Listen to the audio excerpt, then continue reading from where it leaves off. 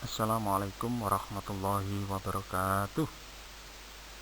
Selamat pagi, salam sejahtera untuk kita semuanya. Anak-anakku semuanya yang saya sayangi, pada kesempatan kali ini saya sebagai pengampu mata pelajaran BK ingin menyampaikan materi mandiri dalam belajar. Yang kita bahas nanti adalah pengertian menuju mandiri dalam belajar menuju hasil. Sebelum kita memasuki pada materi, terlebih dahulu kita berdoa semoga apa yang kita pelajari nanti akan bermanfaat bagi kita semuanya. Berdoa mulai.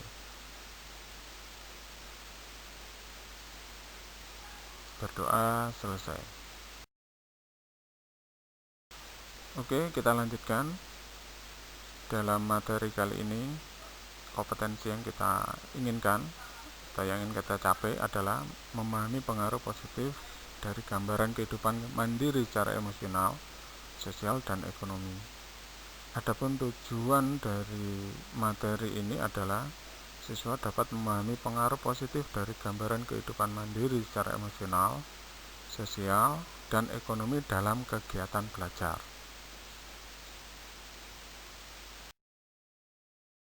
Oke, yang melatar belakangi materi kita ini adalah satu, sebagai seorang pelajar dapat dipastikan menginginkan prestasi belajar yang maksimal atau prestasi belajar yang setinggi-tingginya.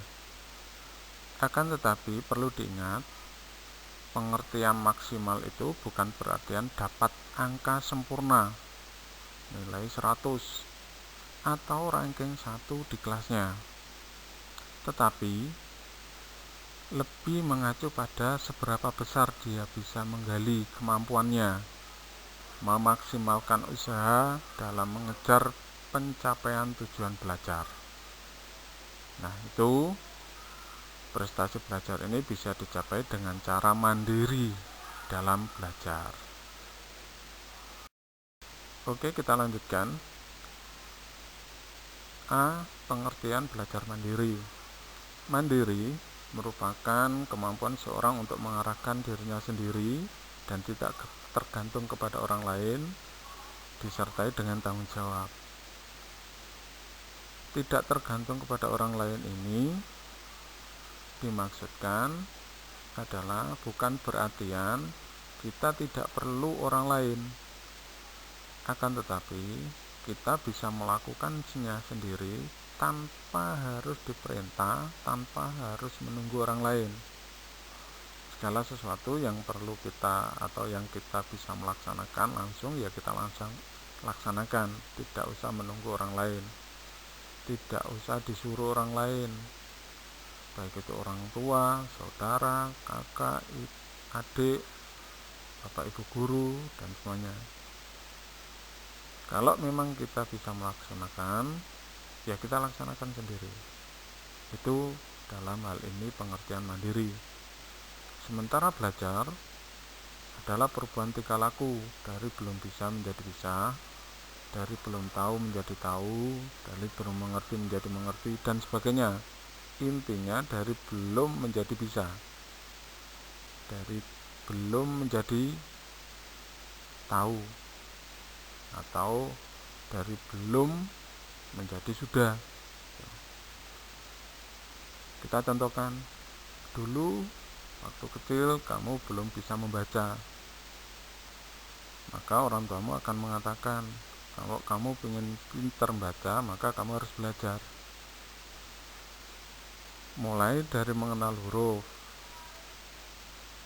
digandeng, dija, dibaca. Yang semula belum bisa menjadi bisa, yang semula belum bisa membaca lancar menjadi lancar. Nah, itu namanya juga belajar. Belajar atau menuntut ilmu adalah wajib hukumnya. Rasulullah bersabda, menuntut ilmu adalah kewajiban bagi setiap muslim laki-laki dan perempuan.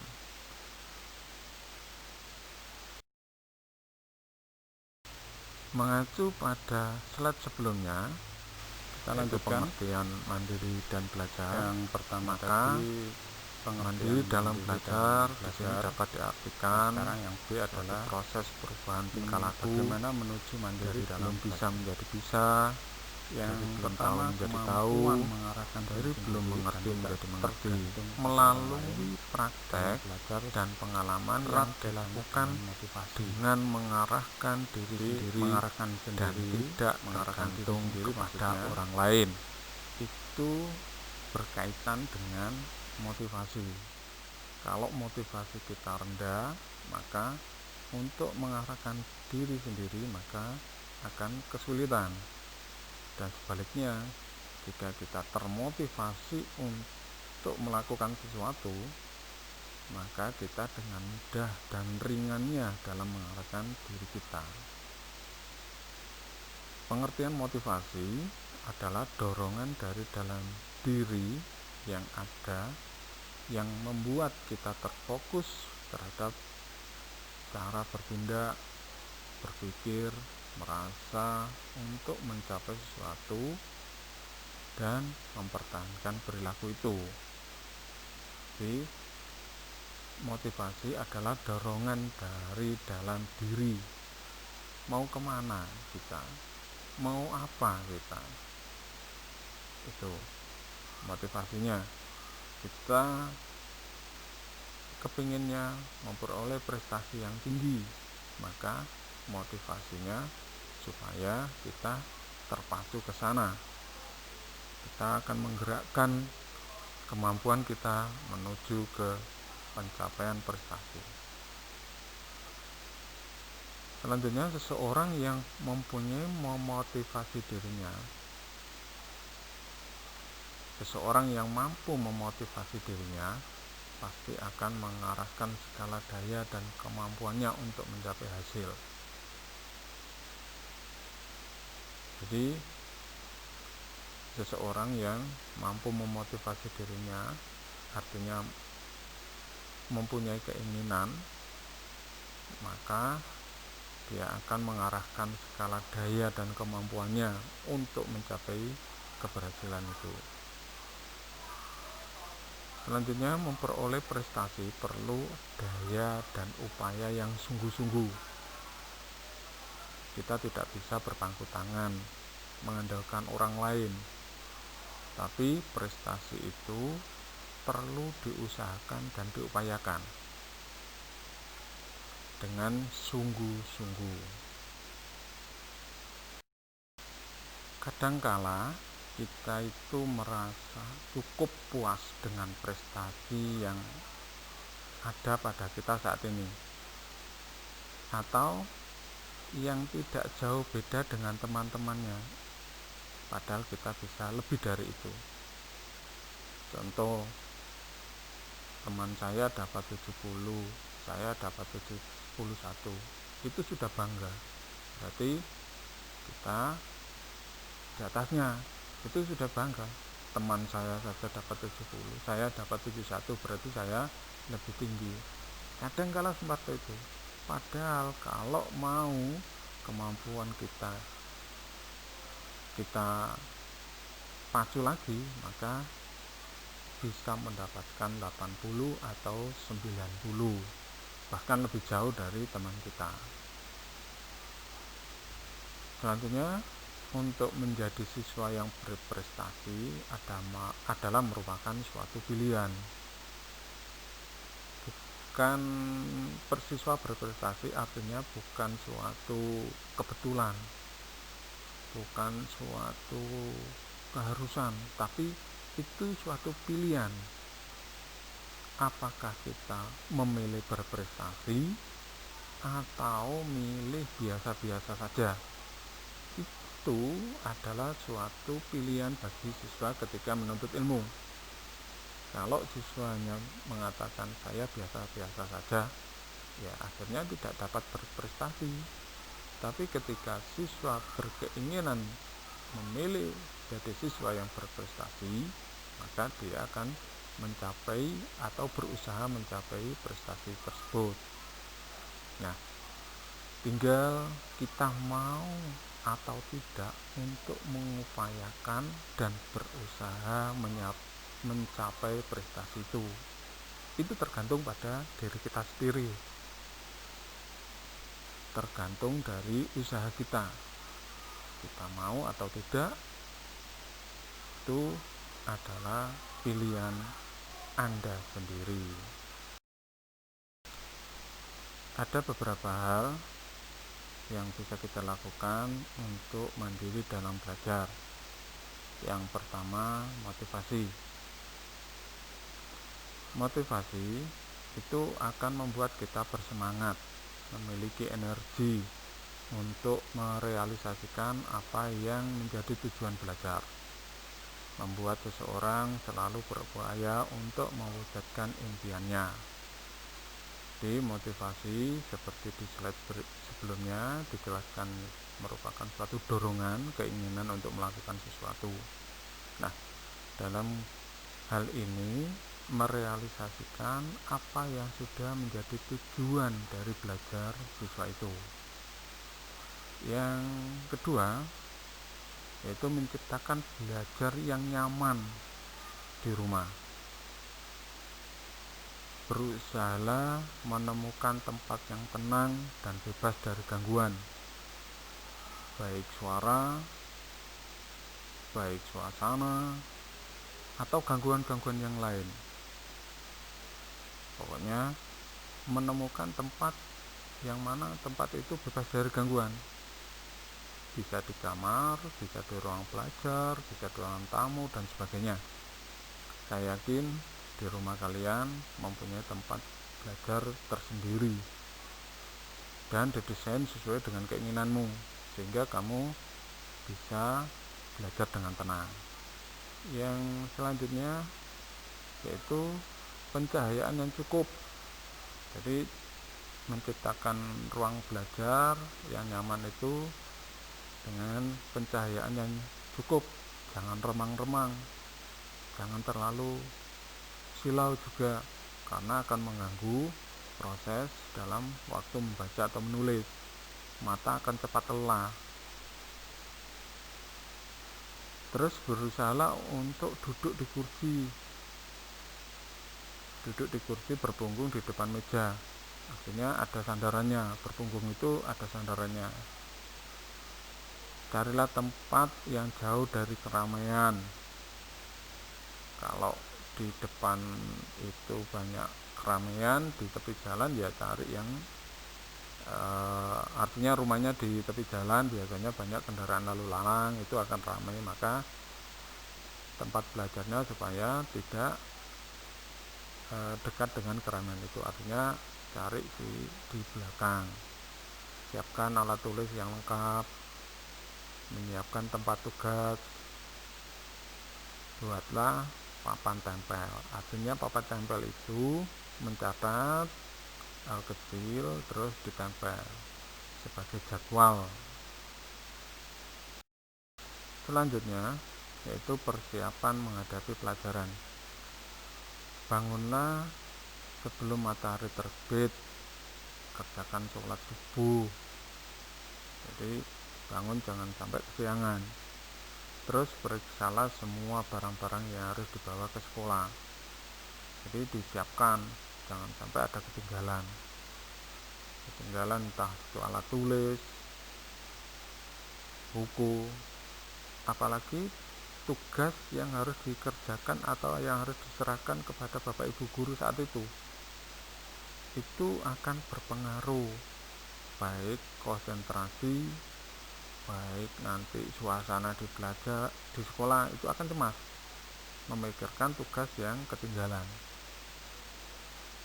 Terus ketika berangkat, mintalah izin atau pamitan kepada kedua orang tua dengan cara pamit yang bagus, minta doa, tiup tangan. Selanjutnya, nikmatilah keberadaanmu di sekolah. Di sekolah itu akan berkumpul dengan teman-teman sebayamu. Jadi nikmati di sekolah itu. Ketemu, ngobrol, membicarakan permasalahan belajar. Nikmatilah. Kalau kamu menikmati keberadaanmu di sekolah, maka situasi belajar itu akan menyenangkan. Tapi sebaliknya, jika dalam pikiranmu itu tidak kerasan atau tidak senang berada di sekolah, maka pelajaran itu tidak akan pernah nyantol di pikiranmu. Selanjutnya, bergaulah dengan teman dengan baik. Jangan bully, jangan mengolok-olok, bergaul dengan baik. Dengan kakak kelas harus hormat, dengan adik kelas harus sayang, dengan teman sebaya harus saling menghormat. Itu akan berakibat pada dirimu sendiri. Kamu akan disenangi, disayangi, dihormati. Terus mendengarkan secara aktif dan mengikuti pelajaran yang disampaikan oleh Bapak Ibu guru. Aktif ini artinya mengikuti pelajaran-pelajaran apapun yang disampaikan oleh Bapak Ibu guru. Kadang-kadang kita tidak senang pada satu guru, tapi jangan sampai tidak senang pada pelajarannya. Kalau sampai tidak senang pada pelajarannya, maka akan berpengaruh terhadap prestasimu. Untuk itu, berupaya menyenangi Bapak Ibu guru apapun keadaannya. Baik itu mengajarnya enak, tidak enak, itu tetap kamu berusaha untuk menyenangi. Yang keempat, mengatur waktu. Banyak remaja yang gagal di sekolah akibat tidak bisa mengatur waktunya dengan efisien. Artinya, banyak siswa yang gagal di sekolah akibat tidak bisa mengatur waktunya. Kapan dia harus belajar, kapan dia bermain, kapan dia beribadah, kapan dia membantu orang tuanya, itu tidak bisa dia mengaturnya. Waktunya belajar dibuat main, waktunya main itu malah dibuat belajar, waktunya membantu orang tua itu tidak ada, waktu ibadah bahkan tidak pernah ada. Sibuk untuk bermain dengan teman-temannya. Nah, itu akan gagal. Maka aturlah waktu sedemikian rupa sehingga kamu bisa melaksanakannya. Mana untuk belajar, mana untuk bermain, mana untuk ibadah, mana untuk membantu orang tua, mana untuk istirahat, dan sebagainya. Kemampuan mengatur waktu erat kaitannya dengan sikap mandiri. Kemampuannya dalam mengatur waktu itu cerminan dari kemandirian anak itu, kemandirian dari seseorang. Kiat-kiat mengatur waktu. Tetapkan prioritas. Prioritas ini yang utama yang mana? Didahulukan. Kalau kamu seorang pelajar, maka kamu prioritas adalah belajar. Selanjutnya itu ibadah, membantu orang tua, dan bermain. Bermain kok dihilangi? Tidak bisa, karena usia SMP atau usia sanawiyah itu usia anak yang bermain, tapi prioritasnya lebih kecil. Jangan sampai bermain itu prioritas lebih utama daripada belajar, itu terbalik. Yang selanjutnya, luangkan waktu untuk bersenang-senang. Nah, ini tadi, senang-senang itu diluangkan supaya tidak sepaneng. Bersikap luas dalam membuat jadwal kegiatan harian. Luas itu tidak harus saklek seperti itu, tapi paling enggak jika sudah ditentukan waktu belajar itu, katakanlah waktu belajar di rumah itu 2 jam. Nah, ini kalau seandainya sesuai dengan jadwal kita tidak bisa melakukan, maka diganti dengan jam yang lain. Artinya biasanya jam pagi kita belajar sebelum subuh, tapi karena ada sesuatu kegiatan tidak bisa, maka akan diganti malamnya. Atau sebaliknya, malam tidak bisa, diganti paginya. Jangan sampai semuanya tidak bisa. Jangan membebani diri dengan jadwal berlebihan. Saking sibuknya sampai bermain itu atau bersenang-senang sedikit itu tidak bisa. Saking sibuknya. Itu juga jangan. Luangkan waktu untuk memisahkan diri secara teratur. Jadi teratur. Rutinitas teratur, maka itu akan enteng. Memang awal-awalnya sulit untuk teratur itu. Temukan dan manfaatkan waktu yang sempit. Jadi waktu yang sempit apapun itu dimanfaatkan. Mungkin menghafal 2-3 paragraf, menghafal dari apa yang kita pelajari itu di waktu-waktu sempit itu. Terus kerjakan segera, jangan menunda-nunda. Besok, jangan. Kalau bisa hari ini, kenapa harus ditunda? Kerjakan saat itu juga.